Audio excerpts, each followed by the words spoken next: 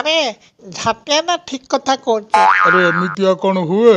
ଆଜ୍ଞା ସାର୍, ସବୁ ବର୍ଷ ଭଳି ଏ ବର୍ଷ ଯଦି ଆମେ ମୂର୍ତ୍ତି ପୂଜା କରିବା ନା ତାହେଲେ ସରସ୍ୱତୀ ଆମ ଉପରେ ରାଗିଯିବେ ସାର୍। କାଠି ଠିକ୍ କଥା କହୁଛି ସାର୍। ଏ ବର୍ଷ ମୋବାଇଲରେ ପାଠ ପଢ଼ା ହେଇଛି ମାନେ ସରସ୍ୱତୀଙ୍କୁ ଆମେ ମୋବାଇଲରେ ହିଁ ପୂଜା କରିବା ଉଚିତ। ନହେଲେ ସରସ୍ୱତୀ ଆମ ଉପରେ ପ୍ରବଳ ରାଗିଯିବେ ସାର୍। ହଉ ହେଲା ହେଲା ହେଲା ହେଲା ଏଇ ଆରେ ଜଟିଆ, ତମେ ଯାଇ ପଣ୍ଡିତକୁ କହିଦେବ ତ ସକାଳୁ 8ଟା ବେଳେ ଆସି ଆମ ସ୍କୁଲରେ ସେ ପୂଜା କରିଦେବେ। ଏକଦମ ମନେକରି ଏଇ କଥାଟି କହିଦେବ, ବୁଝିଲ? ସାର୍ ପଣ୍ଡିତକୁ ଡାକି ଲାଭ କ'ଣ? ମୋବାଇଲ ଭିତରେ ବଢ଼ିଆ ପଣ୍ଡିତ ବି ଅଛନ୍ତି ଆଉ ଭଲ ମନ୍ତ୍ର ବି ଅଛି।